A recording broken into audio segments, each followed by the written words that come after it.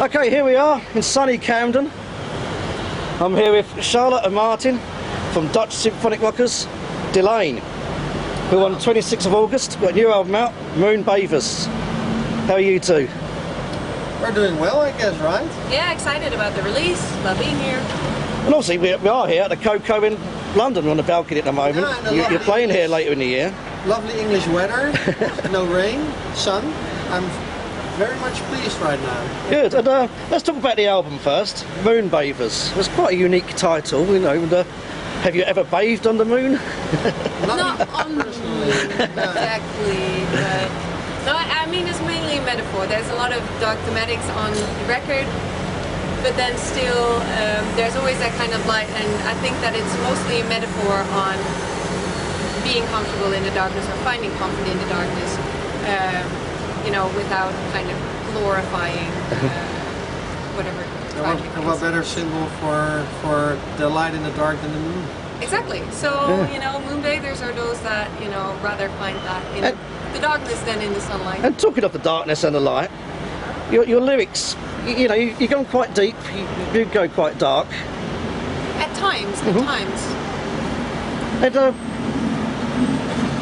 how important is it to express yourselves in terms of darkness? Like you say, you go deep and you open up. Well, it's not really a choice so much, I guess, as the fact that the negative emotion trigger my creativity much more than positive emotions. Positive emotion trigger different activities like going outside, going to exercise, you know, doing that kind of stuff. While for me, it's the other way around. So I always have to work with a grumpy Charlotte. yeah, poor guy. It's true. No, that's okay. But like when I'm not grumpy, I'm like insulting. So yeah, but that's kind of how it works, and that's the light explanation of it. But of course, on some level, it also really helps because it feels like you get it off your chest. You know, if something's really bothering you, and yeah, of course. Actually, we should invoice her for writing lyrics because she gets therapy for it. Well, I'd say this is your 5th album. And you've gone for like a big orchestral sound on this album. You know, it's you've sort of gone up. You know, you've gone further up with every album. The production's got more and more bigger, more complex. The bigger, the better. Yeah. Yeah. Go big or go home. What I always say before we start a new album, we have to make it heavier and bigger. So, and yeah, we tried it every time. But actually, it's not that when writing, it doesn't really work out like that always. You just go with the flow and see what happens. And I think this time, we made a very diverse album with songs which are more heavy than average Delain songs, but also songs which are softer than average Delain songs. So there's some more diversity on it, I think, with Moonbathers. Yeah, we definitely have the plans when we start out, but then again, it should be an organic process. So if something else comes out than we initially planned, and it's good, then you don't want to force. You don't want to force that process. No. You aim for something, and it's kind of the charm of it, you know, it's always a surprise what comes out. And, there's an interesting title on there, the second track, The Glory and the Scum. Tell us more about that song and its title. The title comes from, it's actually, I got a book at one point from a friend. It's called The Better Angels of Our Nature, and it is a history of violence in mankind, which sounds very pessimistic, but it isn't really that bad because I think the conclusion of the book is really that today we live in one of the most peaceful eras. And I think that around the time that I was reading the book, along with I think the rest of the world in 2016, it was kind of good to read something like that. Maybe to just be naively hopeful about where we're going. But the title itself is actually from a quote of a 17th century philosopher at the beginning of the book. And he basically talks about, you know, how mankind is like at the same time like the wonderful and the most wonderful and the absolute worst thing to happen to the world, and we are truly the glory and the scum of the universe. And I thought it was brilliant, and it resonated with, you know, 2016. I thought she made it up herself. Yeah, too bad. No, I just stole it. And you've done a cover version on this album, which is very brave of you. You've done a Queen cover. And there's quite a song that not many people would know. It's not one of the classic songs, the song Scandal. And why have you tended to do this song? I must say it's a very good version. I actually always say covering Queen is like committing musical suicide. I never dared to do it. But with this song, when I was like a teenager, beginning of the 90s, I heard this song and it really stood out for me. And then I lost track of it, and a couple of years ago I rediscovered it again. And then I thought, this song really has a Delain vibe, compatible vibe to it. So I was really curious how it would sound with a Delain sound over it. So what we did is we contacted the Queen management and asked them if it was okay we cover this song. And our manager, who happens to be British as well, Sharon, she got hold of Brian May's email address as well. And we emailed them both, management and Brian May, and management said, well, send it over and then we'll see. That's something you don't want to hear, because if you spend a lot of time, effort, energy, money into it, then they can say, yeah, it's nice, but no thank you. But what happened is that Brian May sent us an email and he checked out the band and he liked it that much that he said, you know what, I didn't hear the song yet, but you guys are good. You guys are good, you have our permission up front already. So yeah, the rest followed them, publishers, management had no choice but to follow in that.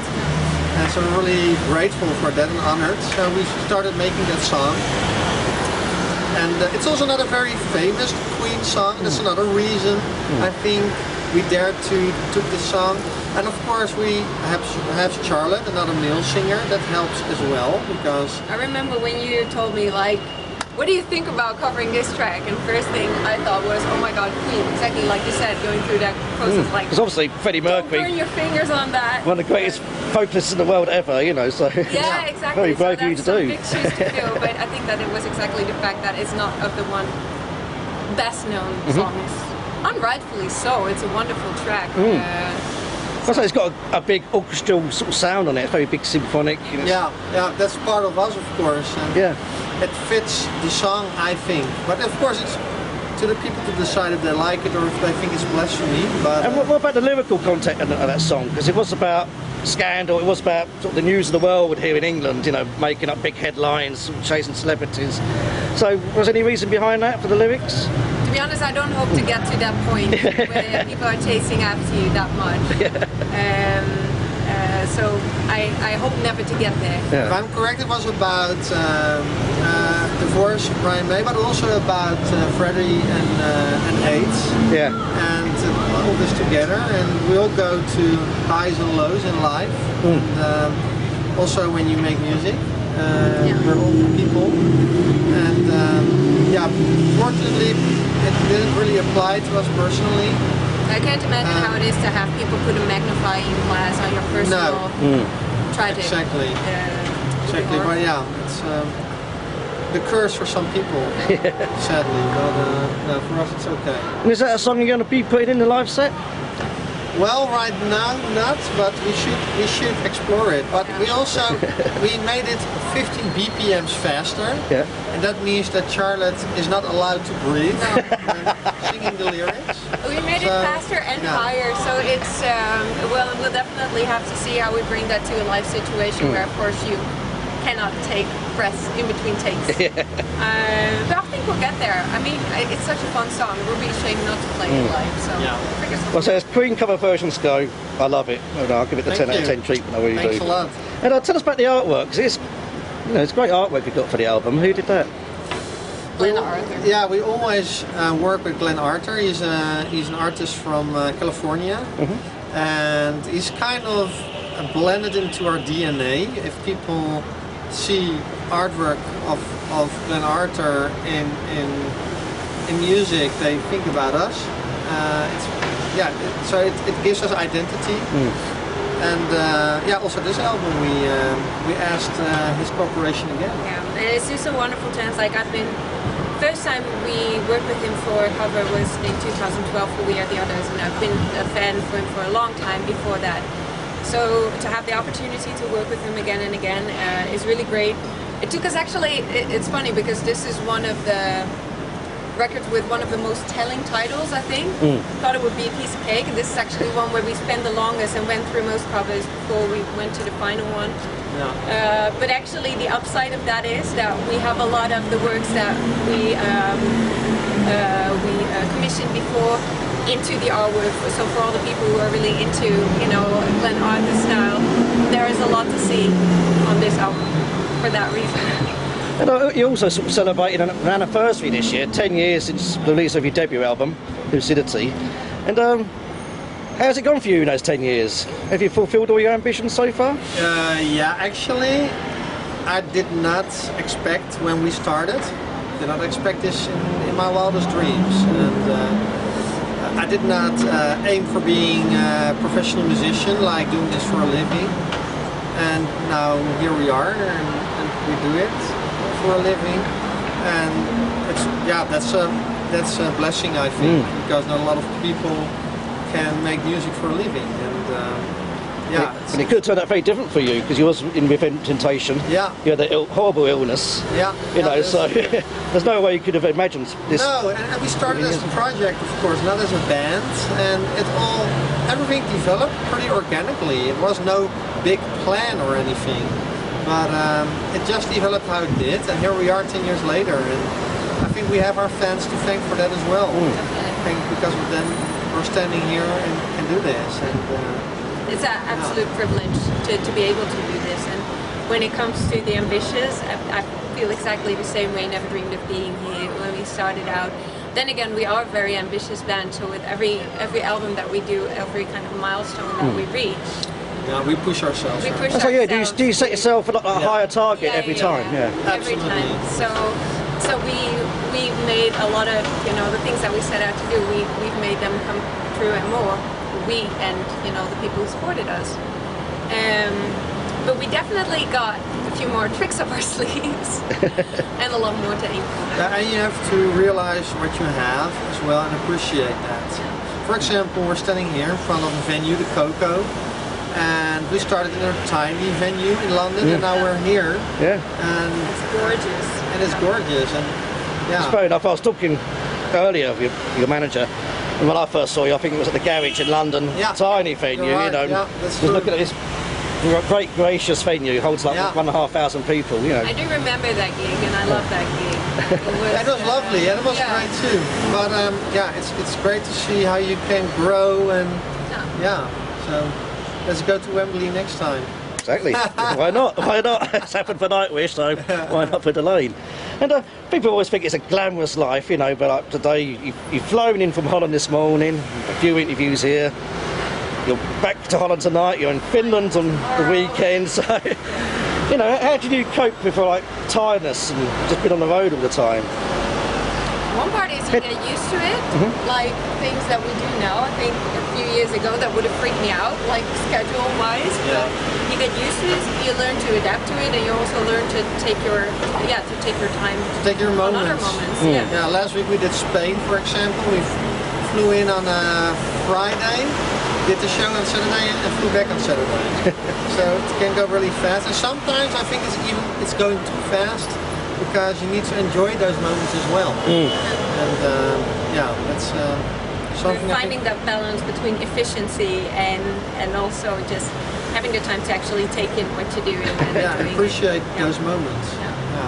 And do you ever need me time moments? Well, I don't want to talk to anybody in the band. I just want to be left alone. Do you get those moments? Only in your bunk.